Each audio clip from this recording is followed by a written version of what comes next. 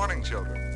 I've come to take you to a... Hey everyone, welcome to another episode of Cooking with Megan. Today's show is going to be for all of my fruit fanatics like myself. We're going to be making a pineapple mango salsa, and that's going to be perfect with chips, chicken, fish, whatever you like. So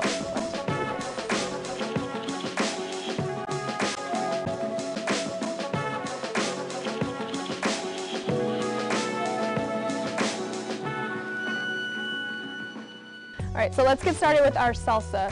So since this is a pineapple mango salsa, we're going to start with those ingredients because we're going to want the most of those. So I'm going to start with my pineapple. The way to pick out a pineapple is to smell it. And if it's ripe, you'll be able to smell the pineapple from the outside. So that's a good tip when picking out a pineapple.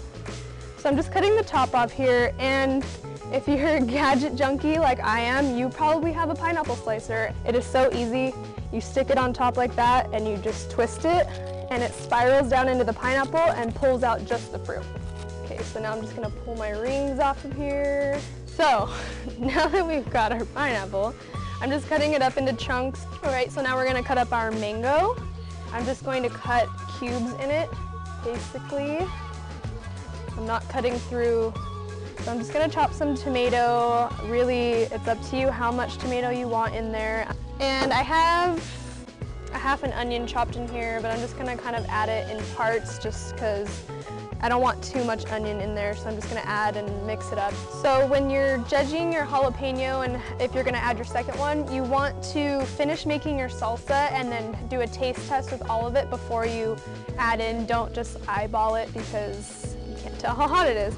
So now we're gonna move on to our cilantro, and I have some cilantro that I've washed right here. I'm just going to pull off some of this and chop it up. All right, so now I'm going to flavor my salsa up a little bit more with some seasonings and some lime juice. So I'm gonna start off with the lime juice, and I'm just gonna kind of eyeball it, but I think generally maybe like a half a tablespoon. We're gonna taste test it and make sure that it is sufficient enough. This is an optional step. You can add fresh garlic, you could add powder, you can omit the garlic completely. It depends on if you like it or not. I love garlic, so I'm just going to sprinkle it generously on top there. And then this is a new find. This is a salt substitute that I got online. It, I believe, came from, where did I get this from? Canada, I think is where it shipped from.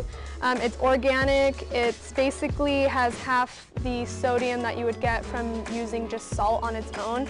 And what basically it is it has salt in it, but way less. And then they use things like celery, leek, onion, chives, parsley, basil, rosemary, thyme. It's just like a bunch of seasonings ground up, and that kind of adds the flavor that you're taking out from half of the salt missing there. And it's really, really delicious. I love it. It's a good way to kind of cut back on your sodium. So if you tend to like to put salt on everything, this is a good thing to switch to because it still has salt in it, but not as much. And you definitely are not gonna use as much salt. So I'm just gonna sprinkle this on top as well. And then we're gonna mix it up and we're gonna do a taste test and see what we need to add.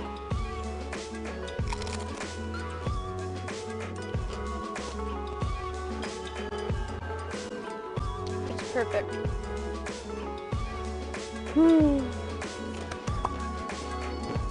Yay. So basically the chips that I'm actually pairing with this are a hint of lime tortilla chip. You can always use whatever flavor you want. You can use a black bean, you can use plain. I like these hint of lime chips. I think they're delicious on their own, and I think they even add an extra punch to the salsa. So pair with any chips and enjoy.